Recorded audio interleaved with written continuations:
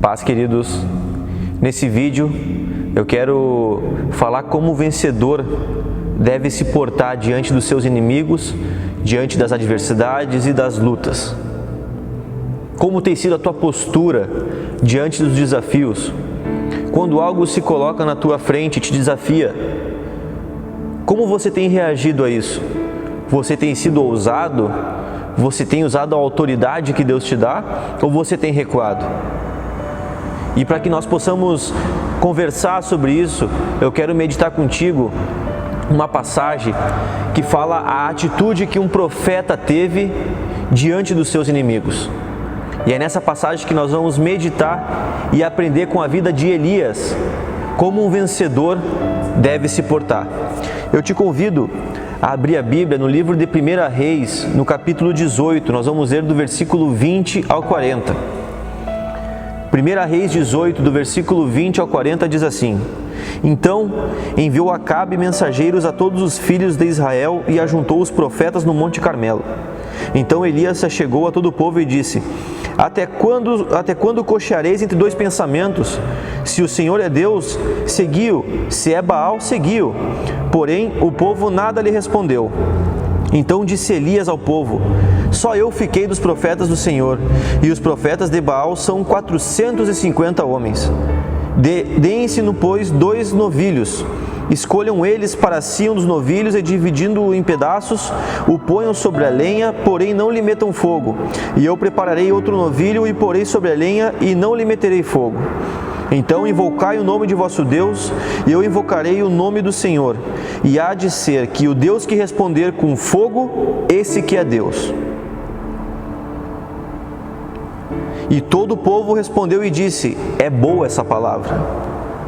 Disse Elias aos profetas de Baal: Escolhi para vós outros um dos novilhos e preparai o primeiro, porque sois muitos, e invocai o nome de vosso Deus, e não lhe metais fogo. Tomaram o novilho que lhes fora dado, prepararam e invocaram o nome de Baal, desde a manhã até o meio-dia, dizendo: Ah, Baal, responde-nos. Porém não havia uma voz que respondesse, e manquejando se movimentavam ao redor do altar que tinham feito. Ao meio-dia Elias zombava deles, dizendo: Clamai em altas vozes, porque ele é Deus. Pode ser que esteja meditando ou atendendo a necessidades, ou de viagem, ou a dormir, e despertará.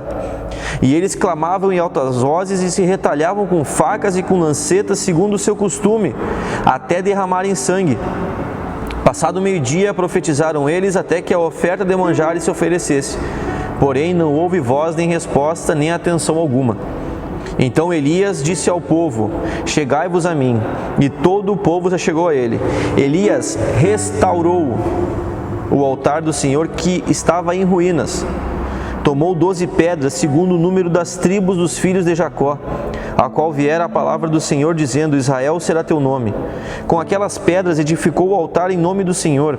Depois fez uma valeta em redor do altar, tão grande como para semear 2 medidas de sementes.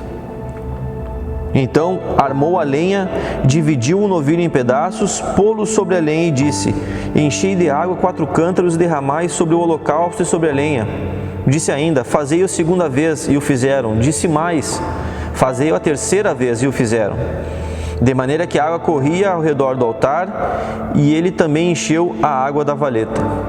No devido tempo, para se apresentar a ofertas de manjares, aproximou-se o profeta Elias e disse: Ó Senhor, Deus de Abraão, de Isaque e de Israel, fique hoje sabido que Tu és Deus em Israel, e que eu sou Teu servo, e que segundo a Tua palavra fiz todas essas coisas. Responde-me, Senhor, responde-me, para que este povo saiba que Tu, Senhor, és Deus, e que a Ti fizeste retroceder o coração deles. Então caiu o fogo do Senhor e consumiu o holocausto, e a lenha, e as pedras, e a terra, e ainda lambeu a água que estava na valeta.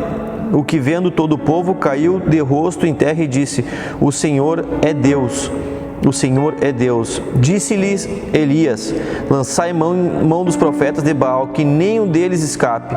Lançaram mão deles, e Elias os fez descer ao ribeiro de Quizon, e ali os matou. Então aqui nós vemos o encontro que Elias teve diante de 450 profetas de Baal. Veja bem, Elias era apenas um homem, mas era um homem que temia ao Deus vivo. E os 450 profetas de Baal cultuavam a Baal. E por mais numerosos que eles fossem, por mais que eles estivessem com um número 450 vezes maior que o de Elias, Elias não se atemorizou, não se espantou, porque ele sabia que em Deus ele venceria a batalha. E eu quero te falar alguns detalhes dessa passagem que mostram como um vencedor ele deve se portar. Mesmo que um exército fique diante dele, um vencedor ele tem que ter uma conduta em qualquer tipo de batalha. E a primeira coisa que nós aprendemos com Elias é que ele estava convicto, ele estava decidido do que ele queria fazer. Certamente Deus mandou essa direção para que Elias obedecesse. E um vencedor, quando ele está na frente do exército inimigo e existe um povo esperando pela sua ação, um vencedor, um líder, precisa ter convicção.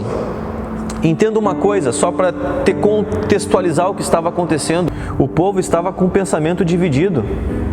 Eles não sabiam mais a quem cultuar, se cultuavam ao Deus de Israel ou se cultuavam a Baal. Então havia uma confusão no meio do povo. E o profeta ele chega para colocar ordem e mostrar qual Deus o povo de Israel deveria servir. Entenda, para que Elias tivesse essa atitude, ele deveria estar convicto do que ele estava fazendo. E além de convicção, Elias teve que ter ousadia. Porque pensa comigo, querido, imagina um profeta chegar na frente de todo o povo, inclusive na frente de 450 profetas de Baal que eram seus inimigos, e fazer aquela proposta: seguinte, eu vou pegar um novilho para mim, vou colocar num altar e vocês peguem outro novilho e coloquem no altar de vocês. Nós vamos orar ao nosso Deus e o Deus que fizer cair fogo do céu, esse será Deus. Imagina a ousadia de Elias em fazer uma proposta. Porém, escute essa chave. Um líder, ele traz esclarecimento para o povo. Um líder, ele norteia o povo. Por que eu estou falando isso? Porque a convicção e a ousadia de Elias fizeram o povo exclamar uma frase que dizia: boa é essa palavra. Então, a partir do momento que Elias, na sua função de líder, com convicção, com ousadia, ele faz essa proposta para os seus inimigos e diante de todo o povo de Israel, o povo entende que Elias estava convicto, estava ousado e que aquilo que ele tinha proposto daria uma direção para o povo. Você líder, você gestor, você CEO, dono de corporações, você que lidera equipes, você precisa nortear os seus liderados, você precisa dar direções para a sua equipe, para a sua empresa. Você não pode deixar que cada um corra para um lado, não. Você tem que fazer com que todos puxem para o mesmo lado. E isso foi o que Elias fez. A partir do momento que ele faz essa proposta diante de todos os homens, o povo entende: ele está falando algo que vai nos dar uma direção. Então, líder, seja ousado, seja convicto daquilo que você está fazendo. Isso passa confiança para os liderados. O povo de Israel, depois que o profeta Elias fala isso diante do mundo, eles se sentiram confiantes. Porque a autoconfiança de Elias e a confiança, acima de tudo, que ele tinha em Deus, transbordou confiança para o povo.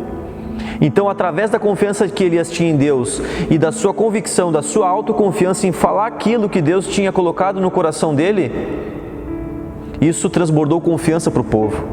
E ali o povo entendeu que Elias era sim um líder e que aquilo que ele estava propondo daria uma direção. E depois de tudo isso acontecer, os profetas de Baal então fizeram o seu altar, e a palavra diz que eles ficaram muito tempo, cerca de 2 turnos, invocando o nome de Baal, e o Baal não respondia.